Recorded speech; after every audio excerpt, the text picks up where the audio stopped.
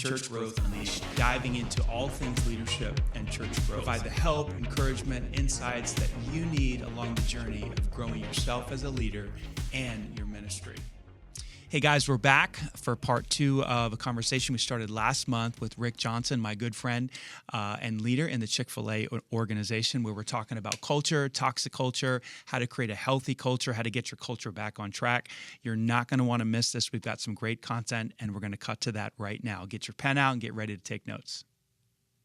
So I have a question for you that is maybe a vulnerable question, and you can answer it as authentically as you want to. But you know, every organization, every church, at times, the culture slides into an unhealthy, space. The water table gets polluted, and people get negative, and they get off mission, and it does become toxic. And there's gossip or backbiting or negative attitudes, or has there been a time for you where it got especially toxic, and what was that like, and how did you right the ship? How did you pull your team out of that? And you don't have to go too deep if you don't want to, but no, I think that's what every leader would like to know about, because we all are going to be in that season. Like I said, your culture is always fluid. Mm-hmm. It's fluid. For us, there's a lot of reasons. We have a lot of transition. Like you said, your son has moved on. He didn't stay. Had he stayed there another 20 years, that area would be golden. I wouldn't have to worry about it. But he's moved on. He's not going to bread chicken the rest of his life. So he's moved on. And so we have a lot of transition. So we have to keep teaching our expectations and our culture and behavior constantly. It's constant, because we'll change out. I said 300, and we have a really good retention rate, but our retention rate is like 60%. So you can see how much we're going to turn over, and that's really great for the industry. But we're still going to have that. And so I'm going to give you a couple of instances on this. The first one, this I think will help leaders. It certainly helped me. It was a great revelation. The first time, I used to do all the interviewing and hiring when I started out. So I did all the interviewing, did all the hiring. And I was looking for specific things. You get so good. Within 2 minutes, I could almost tell why am I going to do another 15 minutes of an interview? I already know in 2 minutes, whether this is going to, but often politeness or whatever, I would continue. But what I found out when I first delegated that out to a general, we had it called general manager. When I first delegated that to general manager, I started general manager doing that, because I thought, well, that's what I need to do. I need to expand myself. Need to, move on to other things to grow the business.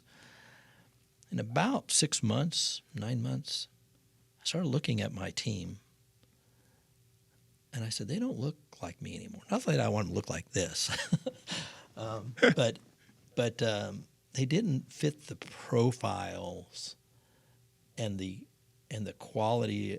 They didn't have the quality traits that I had been trying to select and hire before. Yeah. And they started looking like my general manager. It was odd. It was almost like, even in how they dressed. Mm-hmm.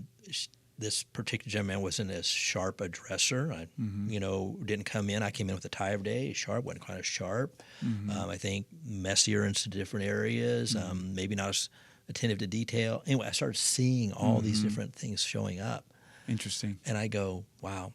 Jimmy Collins, who was the president of Chick-fil-A for 30 years, such a wise guy. He's got a great book called Fellowship. You want to read a great book, read Fellowship. Such a great book by Jimmy Collins.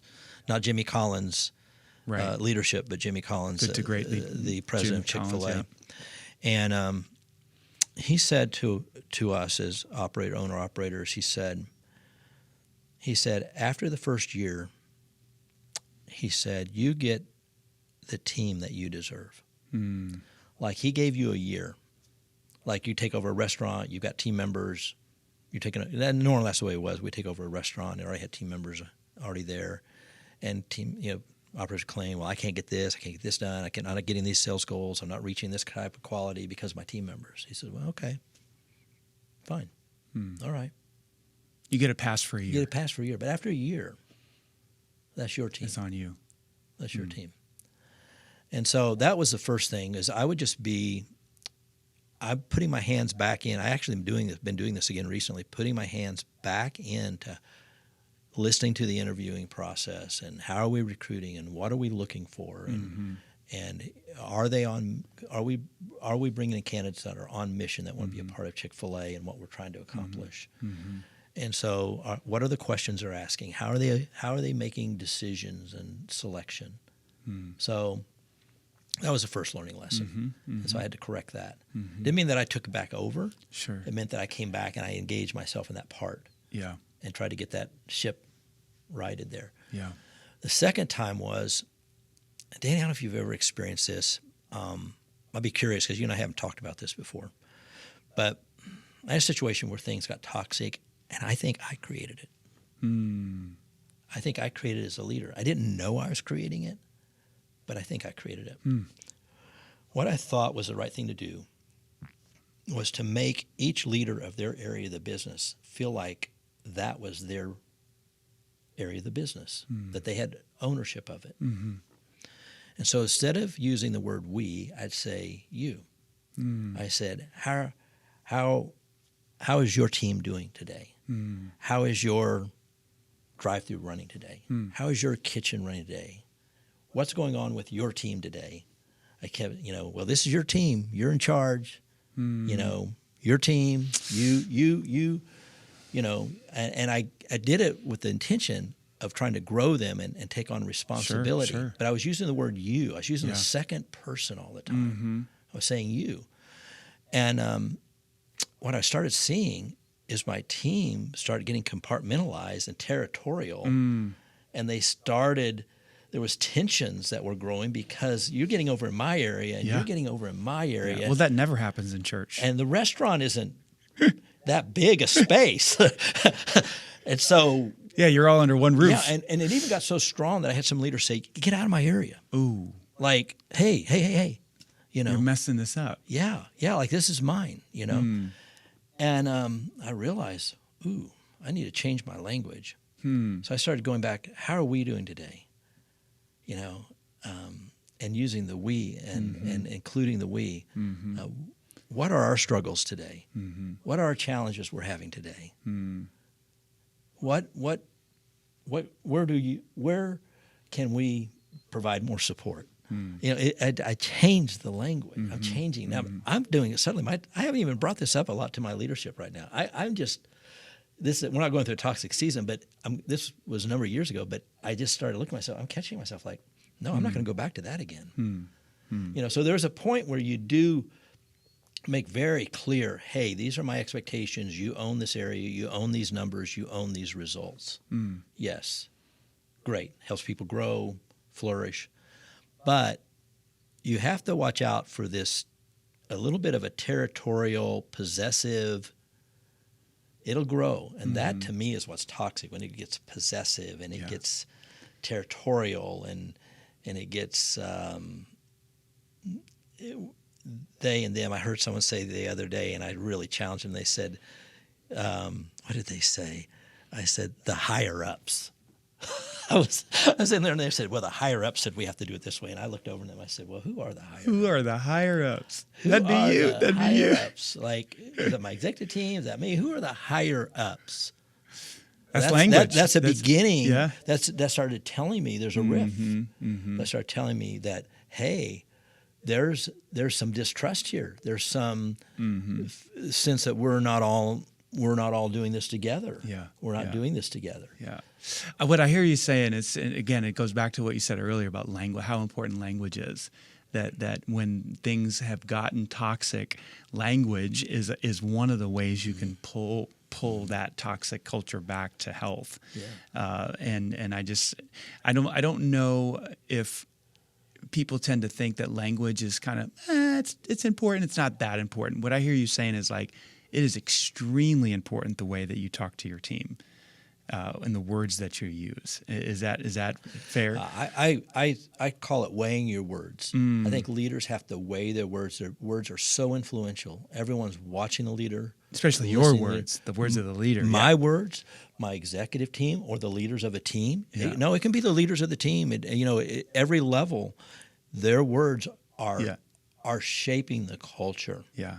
And the tone. Yeah. The tone, it's not just the words, it's the tone that is there as well. And I've lost it sometimes. I've had to go back and apologize, and I get tense, and I've had to try to get my face to relax. And yeah, well, you're human. Yeah, you get in there because you feel your customer suffering, and like I said, I have to be the customer. I have to feel the pain of the customer. I have to, and trying to get my leaders to feel the pain of the customer, or those who are coming to church. What are their experiences? Sure. What is the pain they're experiencing? I have to feel that pain. Right now, we have pain getting out of your parking lot. Uh-oh. Wait a second. I need to make a note of that. I need to make a note of that for my team. But we're working on that, by the way. I do want to bring up something else. This is way underutilized, and it's so helpful in creating culture. It's called the Huddle. And it's just it can be 2 minutes. It can be 5 minutes. We've tried it's so hard to do it in our restaurants because our restaurants open at 6, close at 10, and once we start, we always have customers. Fortunately, blessings. Thank you, God. Yeah, absolutely. But trying to figure out how do you have a huddle where if a business didn't open, I always love I love Texas Roadhouse. I think they do a great job. Shout out to Texas Roadhouse. But they don't have a breakfast or lunch business, so they can have a huddle for customers to get there. For us, we're trying to figure out how do we have these huddles. So I've tried to teach them that it's okay if customers overhear your huddle. Like, have a huddle. Customers love it. Like, we'll have a 2-minute huddle, and the customers will be there. And I've even had customers applaud when we get done. Like, and the huddle's really simple. I created something which I call the huddle card. You have a huddle card. I have a huddle card, yeah. It's a huddle is a tight circle called by the leader to strategize, motivate, and celebrate. Use this card before and after your shift. Before, set and communicate clear goal or focus for the day or for that meal period. Give a clear assignments. Problem solve. Remind everyone of the why. Afterwards, share the numbers, results. Celebrate a victory or a win. Ask what went well today. What could we do better? So good. It's simple. Yeah. It's simple. And then on the other side, I said, best things managers do every day. Take interest in a team member. Every day I care for my team member and show interest in their daily lives. One way I can do this is by learning something new about a team member today. Hold your team members to high standards each day. Set before them a high standard. I could go on. Show the ways by your own personal example. Anyway, That's but so just good. Just a little huddle. Yeah. Just little things that you can do. So all those things, it's not one thing or the other. It's when all these ingredients are kind of working together, you're help shape and mold that. So I think the question was, how did we get out of this toxic situation? Yeah. Sometimes you have to reassign a leader. Sometimes. Because the leader has so much influence. And one of the things we found as we go up in an organization is there's less options for us to move leaders to different areas. And so those are sometimes difficult, tough conversations. You're talking about growing them out of the organization.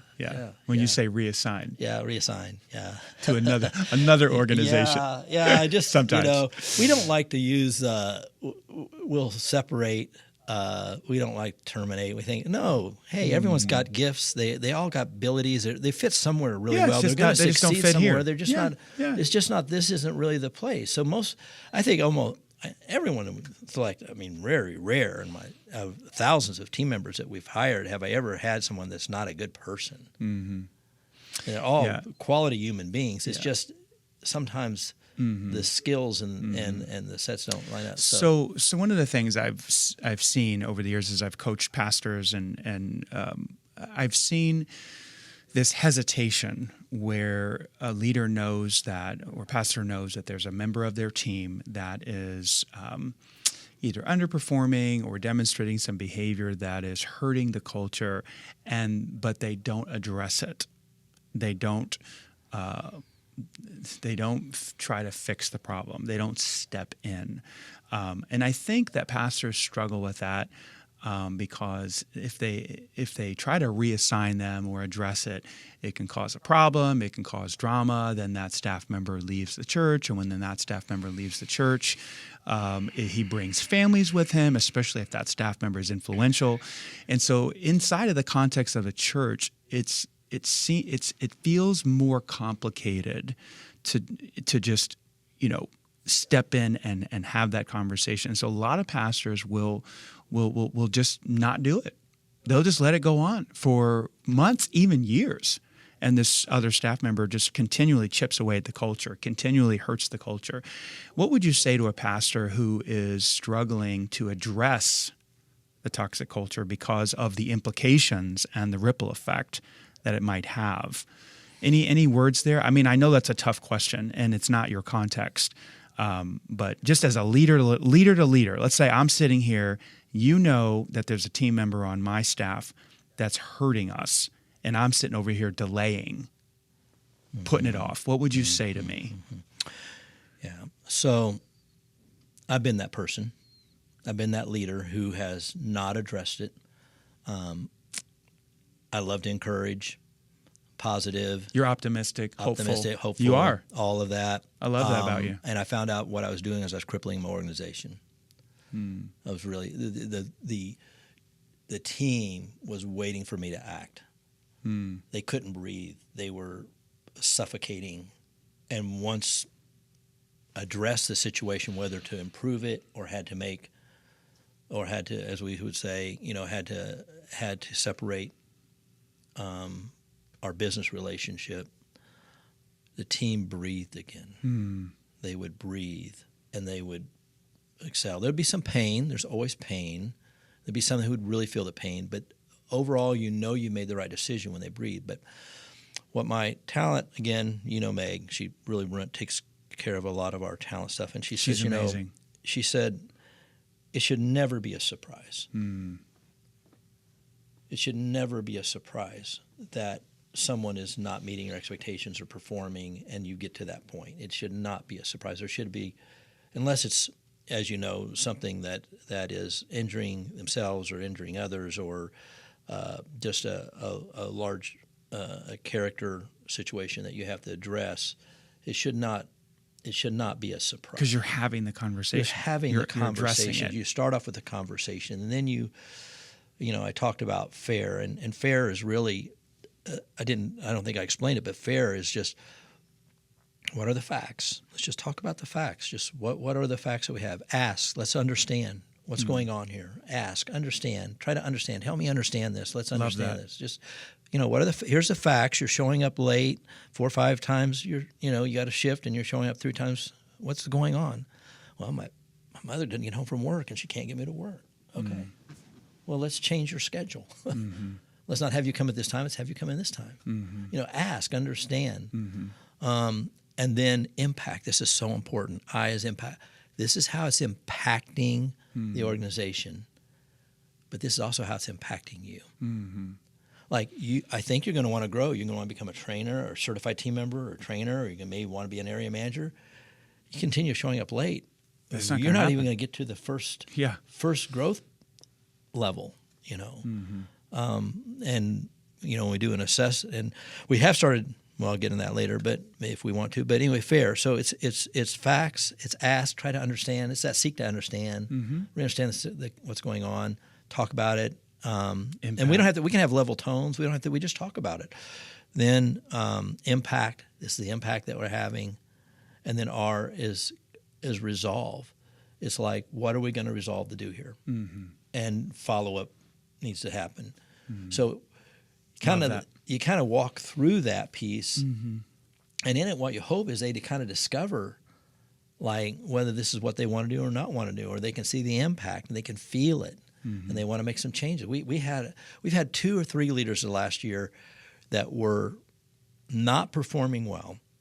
They were hurting the organization, creating a lot of tension, and we watched them turn around and have just, in fact, we just celebrated in such a big way. And I was talking to our senior director and I said, this is like the biggest win I think I've seen in 10 years. Like, this leader was not doing well, and now this leader is doing great. And we have another one, the same thing. This one leader's going, we got through it, and now this leader is excelling. And we just got our highest score in quality led by this leader this last month. No kidding. Yeah. Wow. And we watched this leader. Because you worked them through the fair. Kind of worked them through that. Wow, that's awesome. And so that's kind of what we're trying to do. So, I love that you have you've systematized ways to solve culture problems. Mm-hmm. I think a lot of pastors they've not thought deeply enough about how to solve these, to put a system together to get somebody back on track or to deal with an employee that's hurting the culture. And that, again, that's part of the hard work and the intentionality. I hope you guys are hearing this. Like, you have to be intentional to create and maintain a healthy culture on your staff. It is so hard. So I have to have a focused leader on it. Mm-hmm. You have to put a focused leader on that. Mm-hmm. We haven't even talked about the fun stuff that creates culture. We're just talking about these things. But on these hard pieces, you have to have and you have to have someone with you, and you have to be documenting. So anytime there's conversation, there's someone with a laptop open as the conversation is going, and all they're doing is just recording the conversation. And is there any follow-up? And it's not hidden information. It's not like, it's just like, hey, we tell them, hey, we're writing this down, so we have it. Taking notes. And what it does is it's written, and then when we come back to it, we can say, okay, we talked about this. No, we didn't. No, we did. We had this conversation. Because what happens is, this is the way I did it, and did it so wrong. I still do it poorly, and I get, I'll have the conversation, and then I think, well, that solved it. Yeah. We talked about it. We talked about it. It's solved. But then it comes back 2 or 3 weeks later, and the same thing again. And I said, we'll talk about it. 3 weeks later, talk about it. Then it's like, I kind of get exhausted. Yeah. And then you go on to other things. You get distracted, and then this thing is still lingering. But you said, what would I say? I have found that I had to surround myself with other leaders who did this better than I did. I realized it was not something I did well. I'm getting better at it, and I'm learning. We just train on. We just trained on FAIR. We've done FAIR. We just trained on it again last week with 7 senior leaders. I had one of my leaders say, I really think you're spending too much money on this. Like, we all know this. On the training. Yeah, on this. Wow. And I say, but we found that it's the rhythms. Yeah. And if we don't do the rhythms, then we're going to get away from FAIR. It drifts. It drifts away. It's like, that picture that you got this river coming down, and you're trying to go up it. Because to lead your culture, to lead your organization to growth and success is hard work, and you're always going upstream. Is that not true? That is Have you absolutely ever true. gone onto a river and it's just like, you're cruising. You're just, you get to points where sometimes you get that for a little bit, but once again, They're brief. at some point they're brief, and you're out of the float mode again, and you're back, heading up.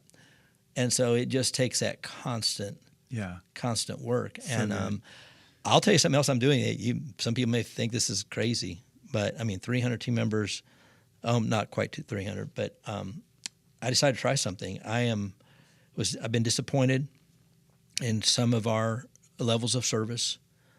I could give it to other leaders. I've got other leaders working on it, but I said, I'm going to personally take this one on. They've got too much on their plate. They got too much going on.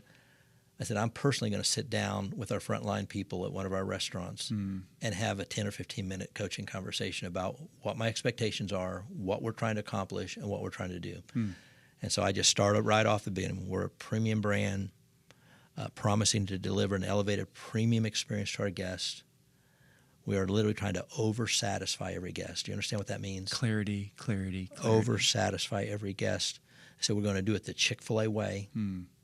We have a pattern. We have we're not going to make one sandwich. One restaurant's not making sandwich one way, and we're making it another. We have a service model. We have recipes. And I said, and we're going to care for each other along the way. And I said, the way you care is by completing what you need to do so the next team can be successful. I'm just going through that. And I said, we're going to do it at a steady pace, because I've seen some people just not in a big hurry. I've done that now with about 18 to 20 leaders. 18 or 20 team members on that front line so far. Wow. That was my goal this last quarter. So the quarter's almost up. In one quarter, I'm going to try to get to this. I've got to about 18 or 20 in the last quarter. That's unbelievable. And I'm just doing it. Yeah. I'm going to see what happens. Can I tell you, the points, I thought I was going to have 5-point increase in customer service. It's gone about a point. It just takes so much effort. Yeah. It takes so much work to get it. But I think if I continue it and do this, and I just told my leaders, so I'm going to come alongside. I'm not undermining them. I told them what I'm doing. I said, I'm doing this.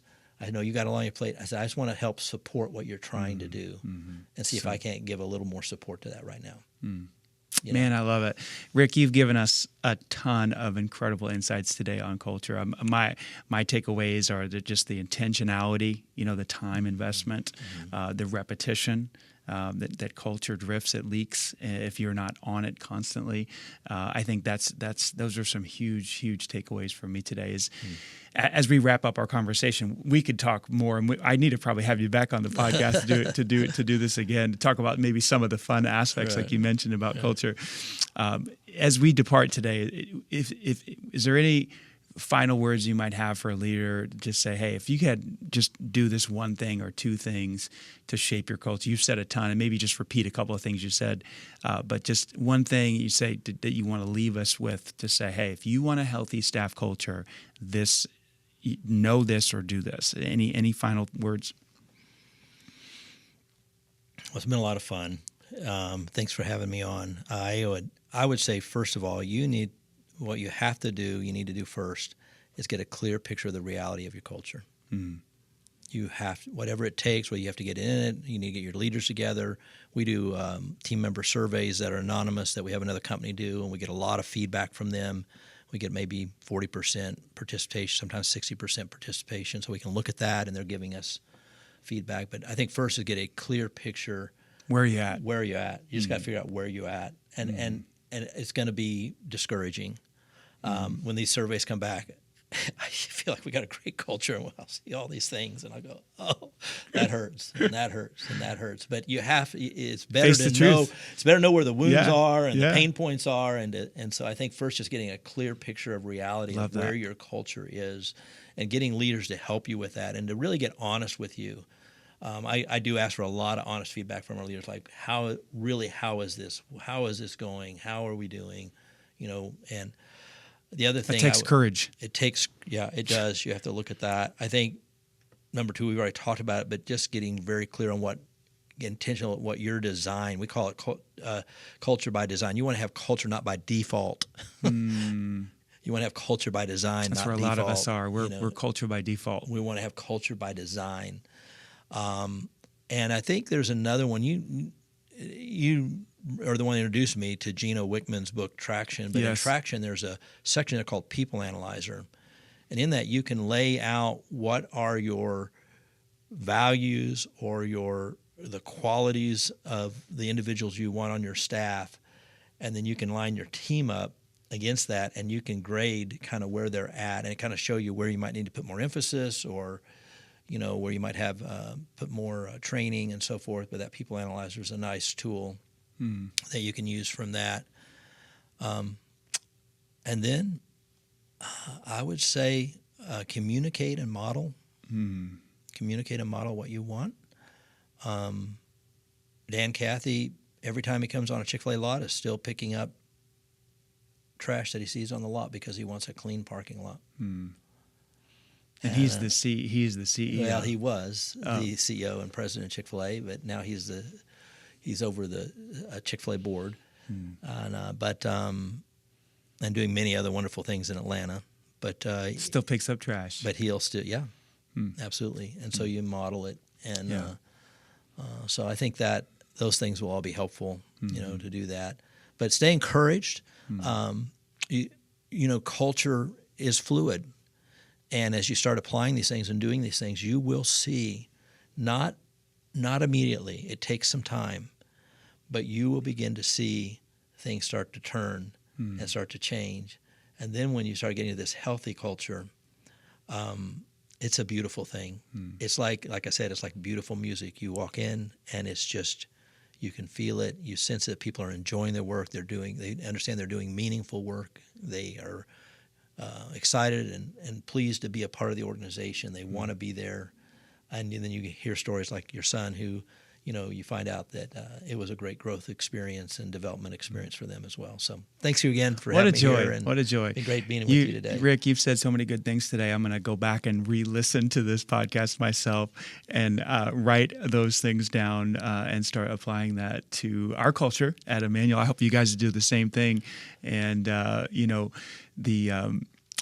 the everything you shared with me today looking at the results that you're getting from the 3 restaurants that you've been entrusted with, it does not surprise me that you guys are experiencing this success that you are, and because you work hard at it, and you've created a great culture. So thank you for being here today and sharing incredible insights with us on how you shape the culture at Chick-fil-A. It's a pleasure, Danny. I have a book, How'd You Do It, Truett? And Truett is the one that embodied the culture so well of any leader of Chick-fil-A. And the reason Chick-fil-A is the way it is today is because of the man Truett was. He was a man who honored God, who didn't see any conflict between biblical principles and great business principles. He stayed true all the way through, being closed on Sunday, honoring God with his talents and his business. And so anyway, he has a book out, How Do You Do It, Truett? And it says that anyway, it's you get to hear a little of his insights of his story. But anyway, I wrote you a little note inside, and thank you, Rick. that, so, I appreciate that. That means a lot to me. Yeah. Thanks again for just being willing to come and share. This has been tremendous. I hope you guys are blessed by this, and that will be a wrap for today. Thanks for joining us on the Church Growth Unleashed podcast. Hope you guys were blessed by this conversation today, and we will see you next month. God bless.